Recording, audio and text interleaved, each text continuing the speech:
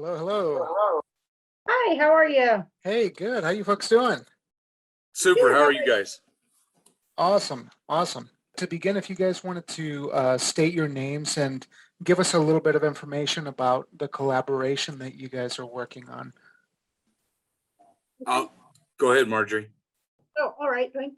I'm Marjorie Anderson. I teach up at Casper College, and I'm a member of the Cybersecurity Youth Apprenticeship Initiative. And for the past 3 years, I've overseen the cybersecurity department at Casper College. And so just a little bit about our apprenticeship initiative. We started it last year in collaboration with Cyber Wyoming, Kelly Walsh, and Casper College. So Duane, you're up. I'm Duane Reimer, and I teach cybersecurity at Kelly Walsh. We started the program, I guess, 2 years ago, and or I guess last year. So this is our second year of the program, and we've been working with Marjorie and the cybersecurity initiative, I guess, for a little over a year now. And I'm mostly as a pre-apprenticeship kind of feed for Casper College and for the program with my high school students. Awesome. Typically, how does the pre-apprenticeship work? What's the kind of process that the students have to go through, or the things that they learn during that time with you guys? So I'm looking to mostly lay down a base set of skills and then identify, help identify kids that might be interested in moving into the Casper College program and moving into the full apprenticeship program. And so as we're kind of starting up still, I think that we're mostly my spot is trying to identify kids that may move, that we can move into the Casper College program and move into the apprenticeship program. And Marjorie, when they get to you, what would be the ideal situation for them once they get into the college? Right now, we don't have any formal apprenticeships set up. We are collaborating with Banner and a few other companies to get some of those in place. And so what they do is when they come to us and they're in the program, they have to do what we call a work co-op. So they are placed into an internship and they do some work. The formal apprenticeships that we're hoping to move students into, they will make better money. They will have more specified sets of outcomes and guidelines, and they'll move in.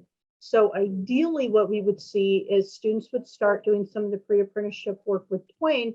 And part of what's key to that is really developing those soft skills, so that when they come to us and we develop those apprenticeship programs and they move in, they're actually treated more like employees and they build on those existing skills. So they know how to dress, they know how to function in the business environment, they know how to send out a good email.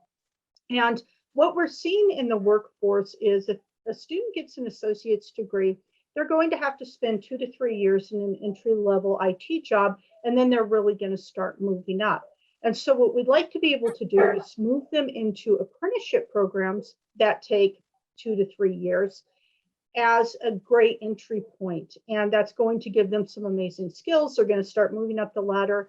And it's really going to help clarify which areas of technology they want to be in, because we're seeing a lot of stratification in the area. So cybersecurity now itself is, of course, become its own field within IT. But we're also seeing pushes for data analytics. We're seeing communication. We're seeing marketing. We're seeing a lot of adjacencies saying, hey, we really need people who are experts in this field.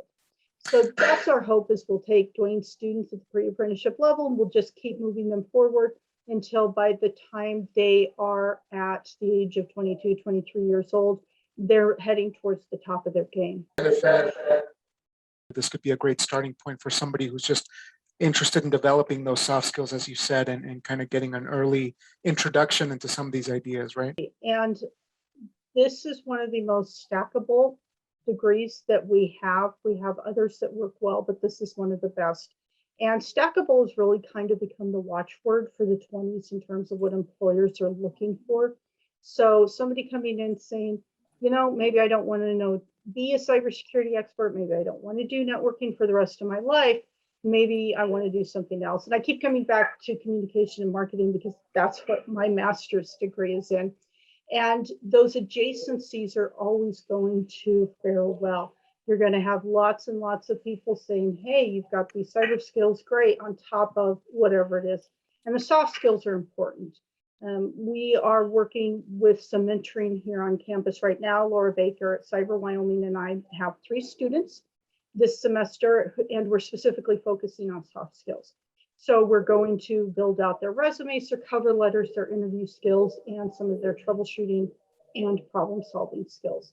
So yeah, any student who says, I'm not quite sure what I want to do, is going to benefit if they come into a program like this and then decide, oh, hey, I want my bachelor's degree in something else. That's wonderful.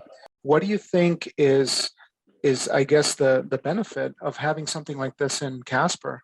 I think along with a lot of our technology areas, the concept is trying to keep our Wyoming kids in Wyoming, right?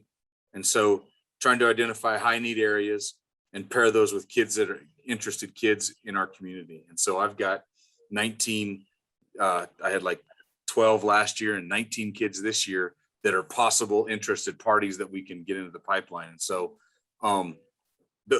I guess that's probably the crux of the need is, right? We have this high need area that exists in Wyoming.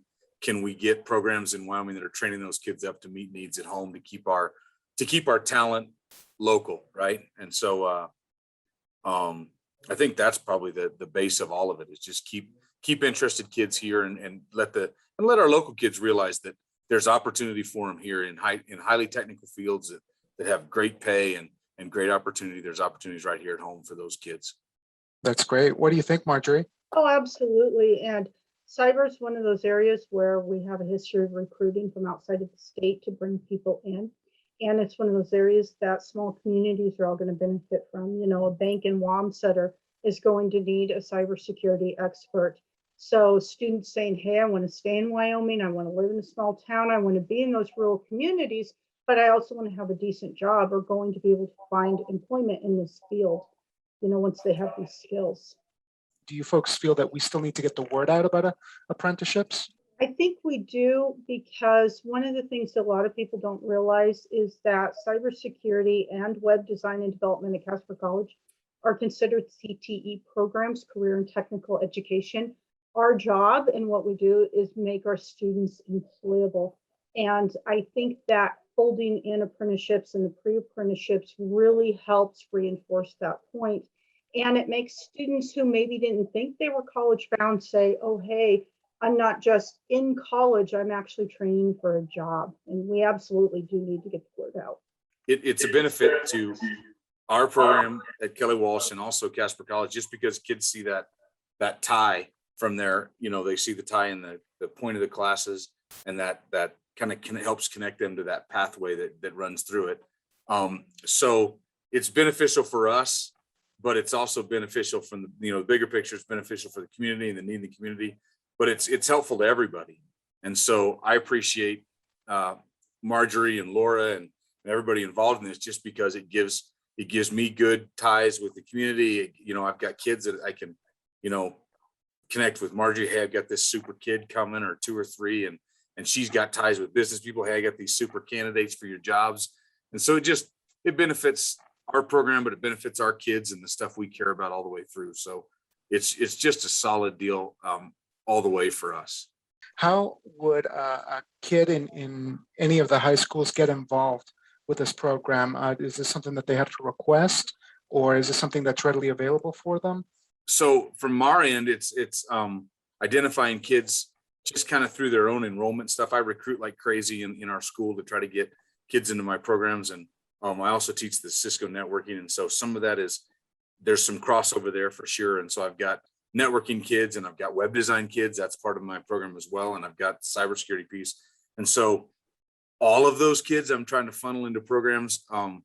We have a lot of articulated programs. And so all of my networking and cybersecurity and web design, those are all articulated with dual credit through BOCES and Marjorie and people on Casper College campus. And so I'm trying to, part of the stated goal of the BOCES program, not just to get high school kids college credit, but it's also to tie them and kind of get them in the door at Casper College and let them know that there's programs up there for them. And so we're always trying to kindle that interest. And